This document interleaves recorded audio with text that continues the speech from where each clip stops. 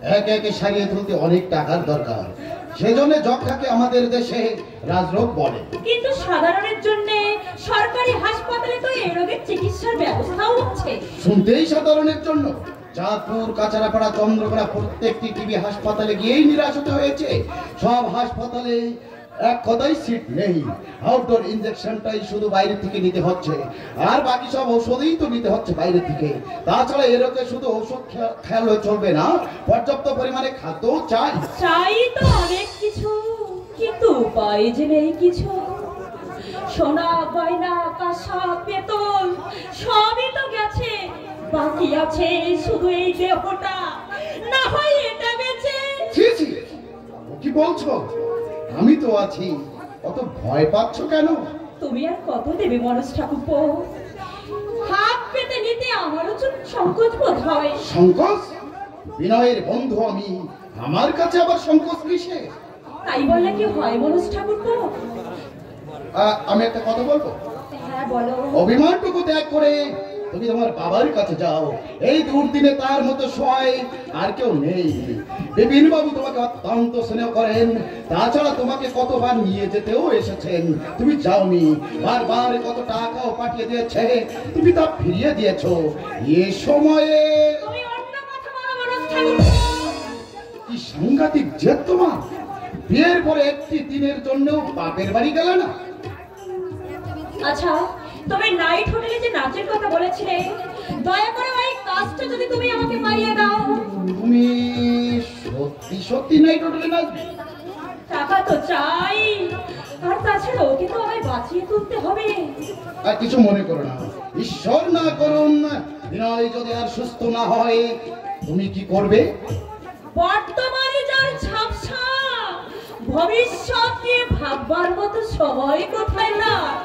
নিজের কথাও ভাবতে হবে বই কি। কিবা বয়স তোমার, এই তো জীবনের শুরু। সুখ ভোগের আশা তুমি করতে চাও, সেটা কি তুমি অস্বীকার করতে পারো? সুখ ভোগ হচ্ছে সোনার হরিণ, মায়া মৃগ, ধরতে গেলেই তা বিপদ। শক্ত করে ধরতে পারলেই তো আর কোনো বিপদ থাকে না। তুমি বড্ড কাছে এসে পড়ছো অনুষ্ঠান। অসন্তুষ্ট হলে? অসন্তুষ্ট হওয়ার মতো সাহস পাবো কোথায়? খাঁচার পাখির শুধু লাফালাফি ছাড়, কখনো ডানা মেলে উঠতে পারে না। অর্থাৎ তুমি বলতে চাইছো? আমি বলতে চাইছি এই যে হোটেলের কাজটা যেন আমি 2-1 দিনের মধ্যেই পাই। তুমি পাবে।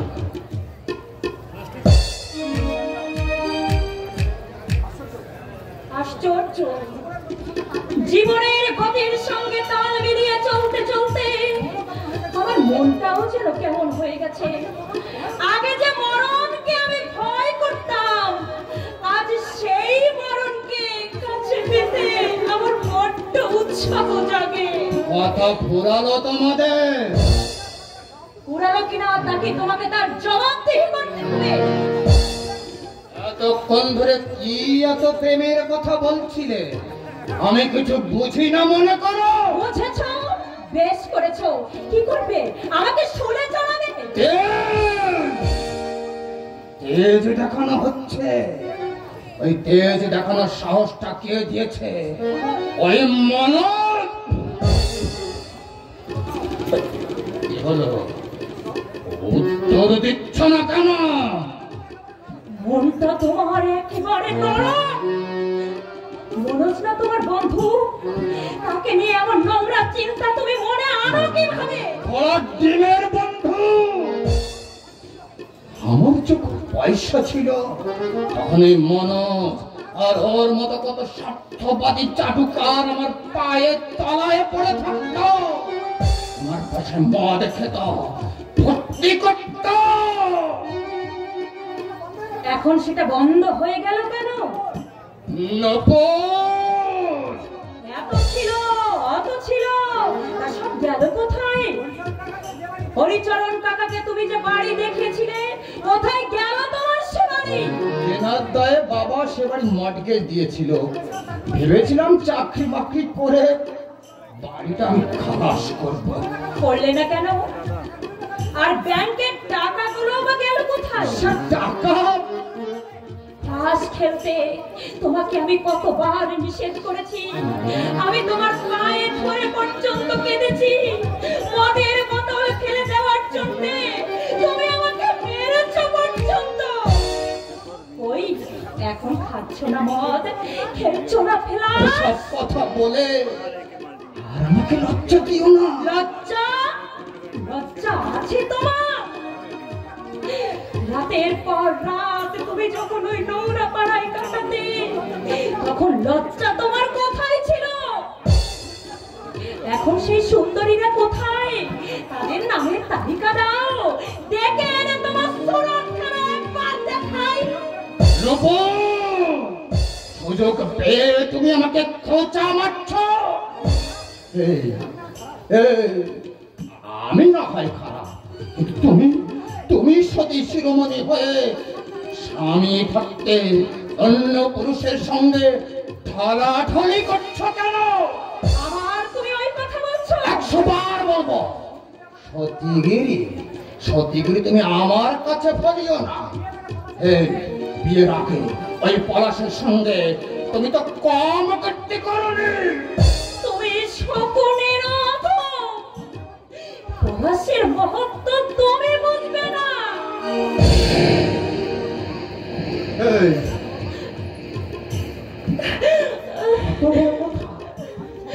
আমি শকুন, ওই পলাশ মহা না।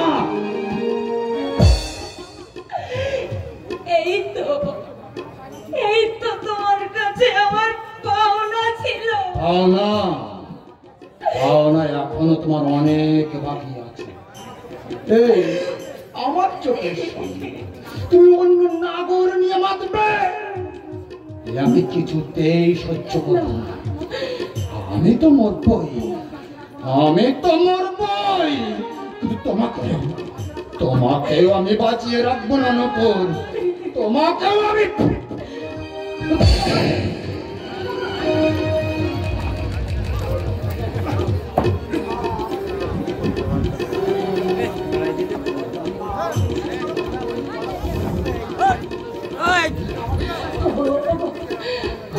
তুমি আমাকে বিশ্বাস করো, আমি ওই ঈশ্বরকে সাক্ষী রেখে বলছি, প্রাণ থাকতে আমি বিশ্বাসের কোনো অমর্যাদা করবো না।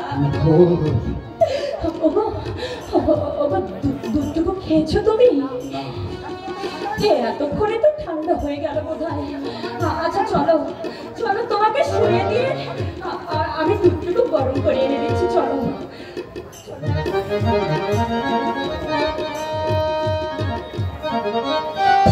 মা, ওমা, তোমার এতটা পাওয়াতে একা একা আসতে গেলে কেন? কলকাতার রাস্তা প্রচুর যানজট, কোনো একটা অ্যাক্সিডেন্ট হয়ে যেতে পারতো। শুনলাম তোর অসুখ, তাই তোকে দেখার জন্য মনটা ছটফট করছিল। কাছে পয়সাও ছিল না, হাঁটতে হাঁটতে চলে এলাম। এই যে পুরোনো পড়াশোনা একবার বন্ধ হয়ে গেছে মা। পলাশ যা পড়াই তাই চলছে, স্কুলে পাঠাবো কি করে বল? তুমি যাই বলো না মা, তোমাদের সবাইকে কলকাতা টেনে আনা পড়াশোনা কিন্তু উচিত হয়নি। উচিতের বিচার কজনা করে। কথাটা আমাকে বললে তো? না বাবা, আমার কপালকে বলছি। বাবা ছেড়াতে যেতে পারেনি, এই জন্য তুমি কথাটা আমাকে বলেছো। আসলে কি হয়েছে মা, তুমি বিশ্বাস করো, অফিসে এমন চাপে পড়ে গিয়েছিলাম যে ওদিকে যাওয়ার সময় পাইনি। আগে কিন্তু বাড়ি থেকেই তুই অফিস করতিস। যাক সে কথা, এখন তোর শরীরটা কেমন আছে? সামান্য সর্দি জ্বর, বড় ডাক্তার দেখেছি, ঠিক হয়ে গেছে মা। তোর অসুখ শুনে আমি যা দুশ্চিন্তায় পড়েছিলাম, চারিদিকে যেমন রোগ ব্যাধি ছড়াচ্ছে, সবসময় একটু সাবধানে থাকিস বাবা। মা, পলাশ এখন কি করে? তোমাদের চলছে কি করে? হোটেলে কি যেন একটা কাজ করে, রাতে যায় সকালে আসে। হোটেলে কাজ তো রাতে? হ্যাঁ, কি করে জিজ্ঞাসা করলে বলে না। বলছিলাম কি মা, যদি দায় আদায় করে 2-100 টাকা চেয়েও আমি রাত দিয়ে দেবো। চৈতালির খাওয়া পড়া চালাচ্ছিস, এটাই তো মস্ত সাহায্য করা হচ্ছে। অনেক টাকা দেওয়া তো। কত টাকা তুমি কি করবে? কাল সিনেমা দেখতে গিয়ে একটা রেডিওগ্রাফ পছন্দ করে এসেছি, বাইরের মাল, জিনিসটা ভারী সুন্দর। মা মা কখন এলেন? থাকবেন নাকি আজ? না মা, থাকবো না। আমি একবেলা খেলে তোমাদের বাজে খরচা হয়ে যাবে। হঠাৎ কি মনে করে এলেন? শুনলাম পঙ্কজের অসুখ, তাই একবার দেখতে এলাম। সর্দি জ্বর আবার অসুখ বলে নাকি? এজন্য কষ্ট করে আসার কি দরকার ছিল?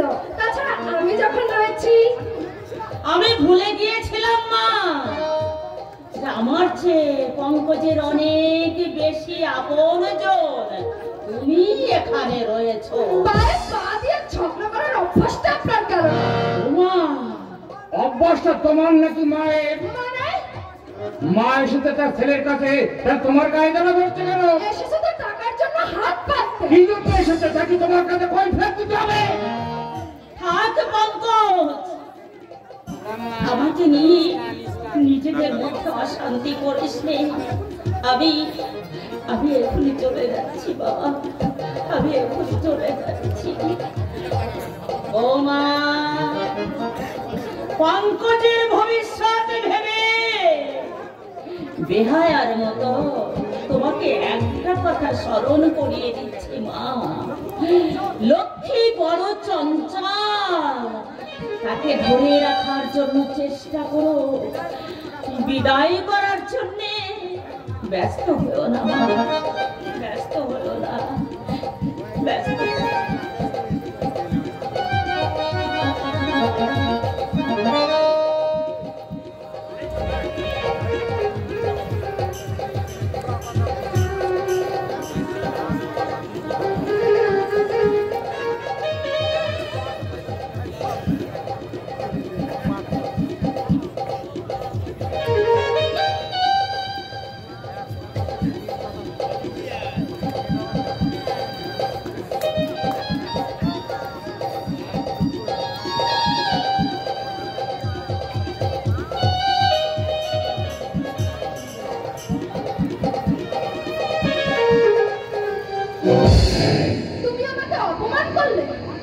কুন্তলিকা, মানটা আগে সংগ্রহ করো, তারপরে না হয় অপমানের কথাটা ভেবো। দেখা যাবে কে কতখানি মানে। সত্যি সত্যি দিন দিন আমি যেন কেমন হয়ে যাচ্ছি। নারী সহজাত গুণগুলো কুন্তলিকার মধ্যে নেই।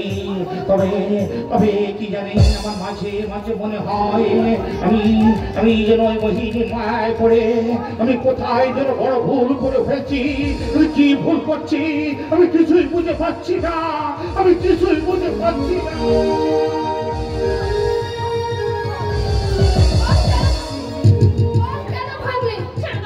বাড়িতে জীবনে কেউ সর্বোচ্চ চোখে দেখেছে? আর দুটো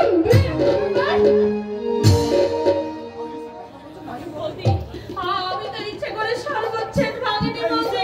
ইচ্ছাই হোক আর অনিচ্ছাই হোক, ভাঙলি কেন তাই বল। পর্দাকে বললে আর একটা সেট কিনে এনে দেবে। তোর পর্দার রূপ দেখে দেবে? হ্যাঁ, টাকা লাগে না? হাতের ধাক্কায় পড়ে ভেঙে গেছে, আমি চোখে দেখতে পেলে ভাবতো না বলছি। বুঝে সুঝে কাজ করতে পারো না? টাকাটা গিলাটা এমনি আসে? হ্যাঁ, দোহাই দোহাই বৌদি, খাওয়ার খোটা তুমি দিও না। তুমি কিন্তু আমায় খেতে পড়তে দাও না বৌদি। তুমি যার খাও, আমিও কিন্তু তাই খাও। আমি আর ওকে আলাদা? হ্যাঁ, যত বড় মুখ নয় তত বড় কথা। তোর ওই মুখটা আমি থেতলা দিতে পারি, তা জানিস? বৌদি, আমি অন্ধ বলে তুমি আজ আমাকে কথা বলতে সাহস পাচ্ছ বৌদি। গায়ের জোর আর অর্থের জোর মানুষের কিন্তু চিরদিন থাকে না। তুমি যেমন আমার মুখ থেতলাতে চাইছো, ঠিক তেমনি তোমার মুখও কিন্তু থেতলাবার লোক আছে বৌদি।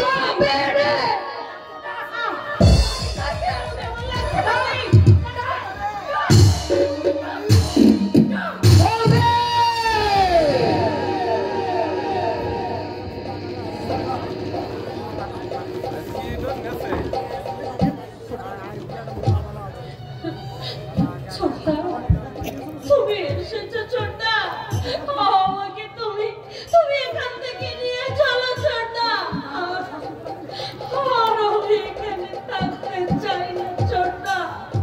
চৈতালির গায়ে হাত দেওয়ার সাহস তুমি কোথায় পেলে? তোমাকে তার জবাব দেব না। তোমার স্বামীর কাছে জবাব চাইবো। বর্দা! বর্দা! বর্দাকে কেন ডাকছো? আমাদের বর্দা তো আর আমাদের সেই আগের বর্দা নেই। আমি জানতে চাই বর্দা, চৈতালির গায়ে হাত তোলার অধিকার বৌদিকে তুমি দিয়েছ? তুমি চৈতালির গায়ে হাত তুলেছো? ও আমার সর্বোচ্চ ভেঙে ফেলেছে। একটা শরবত ছেড়ে তার কয় কোটি টাকা ও চোখে দেখতে পায় না। অসাধ্য হতে যদি ভেঙে ফেলেই থাকে, তুমি তো এগুলোকে মারবে?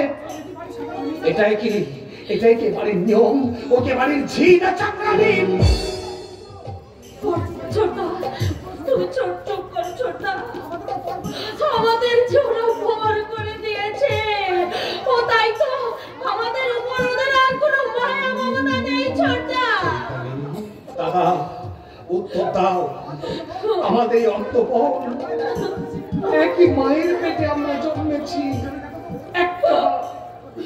একটি বার তুমি ভেবে দেখো তো, ওর মতো অবাকিনী এই পৃথিবীতে আর কজন আছে?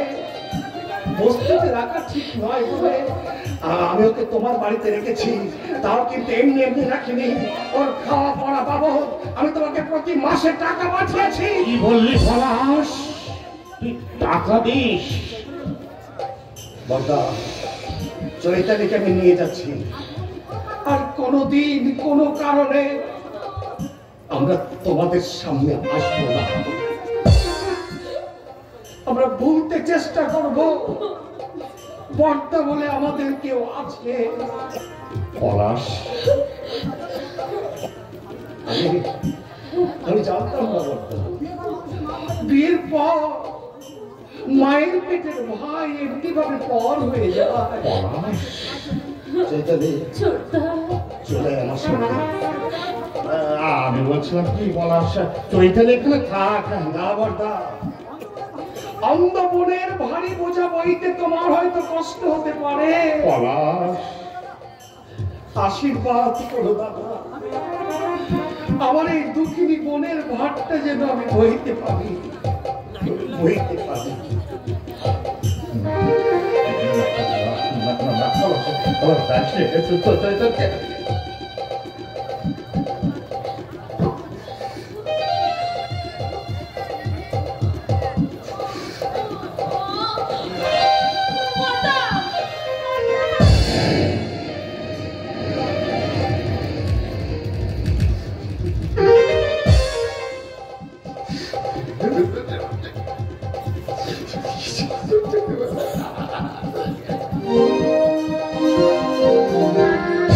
চৈতালি গায়ে তুমি হাত তুলেছো কেন? চৈতালি খাওয়া পড়া বাবদ পলাশ যে তোমাকে টাকা দিত, এ কথা তুমি আগে বলোনি কেন? এটা কি এমন বলবার বিষয়? তোমার কাছে কিছু না হতে পারে, কিন্তু আমার কাছে অনেক কিছু। বলো বলো, কেন তুমি চৈতালি গায়ে হাত তুলেছ? বলো কেন তুমি ওর গায়ে হাত তুললে? ও তোমার শরবতের গ্লাস ভেঙে ফেলেছে, আমাকে বললে না কেন? প্রয়োজন হলে আমি তোমাকে ওরকম 10টা শরবতের গ্লাস কিনে দিতাম, কিন্তু কেন কোন অধিকারে তুমি ওর গায়ে হাত তুললে? যদি তোমার হাতে পড়ে ওই গ্লাসটা ভেঙে যেত, তুমি কি করতে? সাবধান নয়। তুমি বড় বেশি সাবধান কুন্তলিকা। তাই তো একটু করে তোমার আসল রূপটা যে বেরিয়ে আসতে চাইছে। তাই বুঝি? তাই তো দিনের পর দিন তুমি আমার কানে বিষ ফেলে আমার ওই ভাই, ছেলের ভাই পলাশকে আমার কাছ থেকে দূরে সরিয়ে দিয়েছো। তুমি আমাকে কলকাতায় টেনে এনেছিলে। বলো কেন কেন কেন? পলাশের নামে অপবাদ, মিথ্যা। তুমি নিজে কিছু দেখোনি? দেখেছি, আমি যা দেখেছি তা সব ঝাপসা কুন্তলিকা, কুয়াশায় ঢাকা ছিল। শুধু একতরফা তোমারই কথা বিশ্বাস করে আমার মা ভাইকে আমি দুঃখ দিয়েছি, কষ্ট দিয়েছি। সুযোগে পেলে আবার আমি ওদের কাছে যাব, তারপর পলাশের হাত দুটো ধরে আমি ক্ষমা চেয়ে নেব। মায়ের পাশে প্রণাম করে মায়ের কাছ থেকে ক্ষমা চেয়ে নেব। তোমার মতো কুটিলার সঙ্গে কিছুতেই থাকবো না, কিছুতেই না। মা ভাই তাদের সুখের স্বর্গ করে দেবে।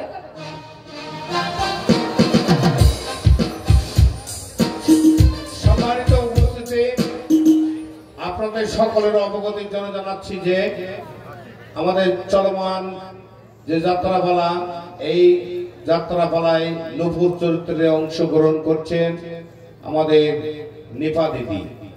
এই নিপা দিদির অনুষ্ঠানে অভিনয়ে সন্তুষ্ট হয়ে আমাদের সুদূর পাথরঘাটা নির্বাসী রমেশ মণ্ডল তাকে 100 টাকা পুরস্কৃত করেছেন। কমিটির পক্ষ থেকে রমেশ দাদাকে অসংখ্য অসংখ্য ধন্যবাদ। সবাইকে ধন্যবাদ।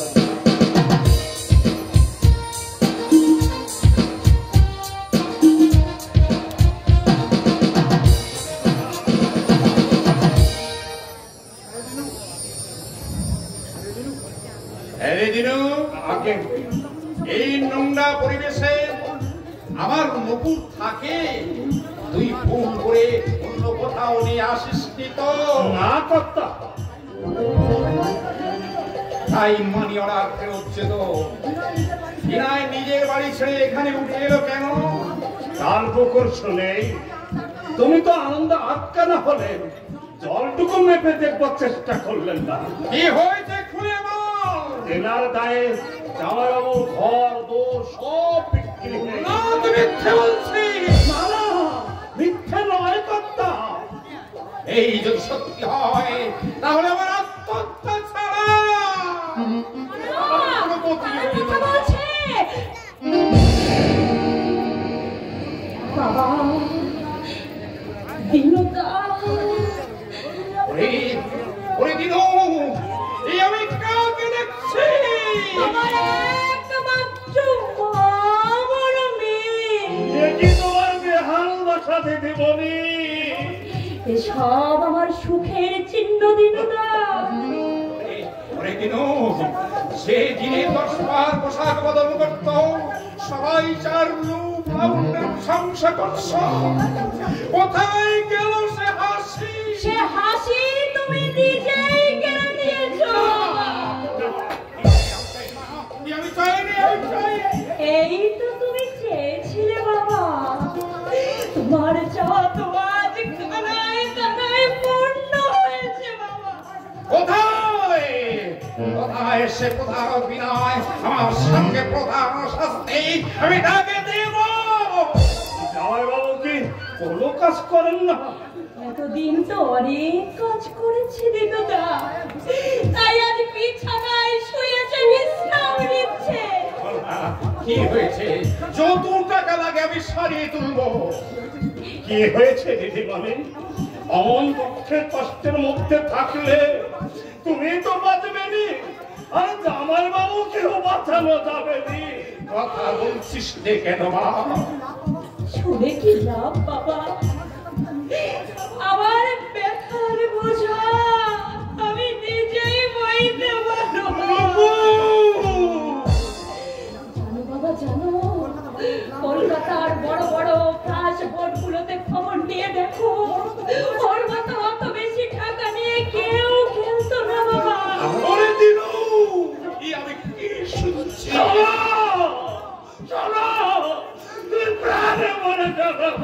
আরো আছে বাবা, নোংরা পাড়ায় সুন্দরীদের সঙ্গে তোমার জামাইয়ের ভারী ভাবসা হবে না কেন? ব্যারিস্টারের ছেলে তো, পলাশের সঙ্গে বিয়ে না দিয়ে তুমি তুমি ভালোই করেছো বাবা। না না, আর তোকে আমি এখানে রাখবো না। এখনই এখান থেকে তোকে আমি নিয়ে যাবো। না,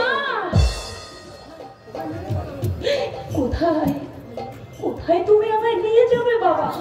আমার নিজের বাড়ি দেবীপুরে। না আমার স্তর স্তর সমস্ত সম্পত্তি তোরই বাবা। না না বাবা, না, সেখানে আমি আর কোনোদিনও যাব না বাবা। আমি তোমার কাছে হাত জড়ো করছে দিদিমণি। বৃথায় তুমি অনুরোধ করছো দিনুদা। আজ আমি তোমাদের কাছে আমি আমি অবাধ্য যাবি না মা? বেশ, তোর অভিমান নিয়ে তুই থাক, আমি আর কোনদিন তোকে যেতে পারবো না। আমি ফিরে যাচ্ছি মা। আজ যাবার সময় আমার একটা অনুরোধ রাখ মা, একটা অনুরোধ রাখ। আমার টাকাগুলো রাখ মা। টাকা টাকা আমি নেব না বাবা। যদি তুমি পারো আর কিছুদিন পরে আমার জন্য একটা থান কাপড়ে নাও, আমি তা আস্তে আস্তে গ্রহণ করবো বাবা। আমি তা আস্তে আস্তে গ্রহণ করবো। শোন মা, শুনে যা। এই দিন নুপুর আমাকে কি বলে গেল? তখন তো আমি কতবার নিষেধ করেছিলাম আমার কথাটা গায়ে মাখবে না। কেন মাখবে? আমি আপনাদের আর কে? ওরে দিনু, বিয়ের পর বাবুর সঙ্গে আমার একবার দেখা হয়েছিল কথা, আমি তোর মুখের দিকে তাকাতে পারিনি। সে আমায় বলেছিল, দিনুদা আমার নুপুর যখন ভেঙে গেছে আমি আর বিয়ে করব না। বলিসনি দিনু, আর বলিসনি। তুমি দুটো জীবনের গলা টিপে মেরে ফেলে দাও। হ্যাঁ, আমি মেরে ফেলেছি। তোরা আমাকে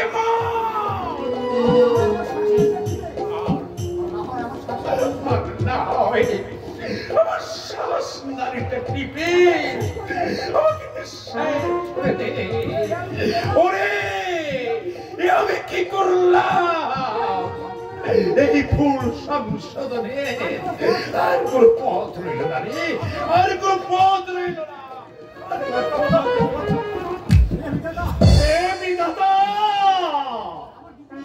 আমার দিদিমণির হাসিটুকু কেড়ে নিয়ে তুমি কি সুখ পেলে? না না, তোমায় আমি আর ডাকবো না। তুমি বলো চলবে দাদা, তুমি বলো তুমি